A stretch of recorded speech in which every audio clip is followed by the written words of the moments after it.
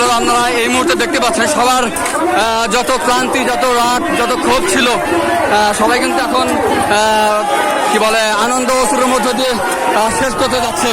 এই সরকারের পতনের মধ্য দিয়ে সবার যে মনের ভিতরে যে কষ্ট ছিল সবাই দেখতে পাচ্ছেন,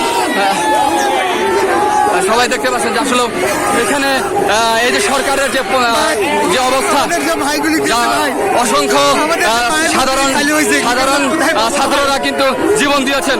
আমরা এই মুহূর্তে দেখতে পাচ্ছি যে আপনার আনন্দ অশ্রু দিয়ে সব ক্লান্তি দূর করে কি বলে আনন্দের হাসিটাও তারা হাসতে যাচ্ছেন।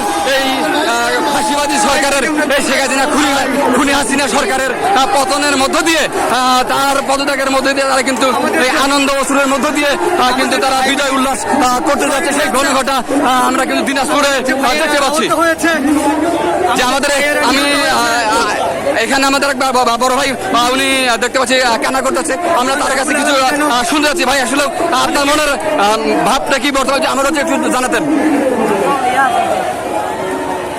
মহান আবুল আলমিন যেন কিচ্ছু চাই না, তাদেরকে যেন বেহেস্ত নসিব করে, তারা যেন বেহেস্তের সর্বোচ্চ স্থান দান করে। এই দেশ, এই মাতৃভূমি, এই পতাকা যতদিন বাংলাদেশের মানচিত্রে যতদিন বা এই পৃথিবীর বুকে থাকবে, কাল কিয়ামত পর্যন্ত আমার প্রত্যেকটা ভাইকে এই দেশের প্রত্যেকটা মানুষ হৃৎপিণ্ড দিয়ে স্মরণ করবে।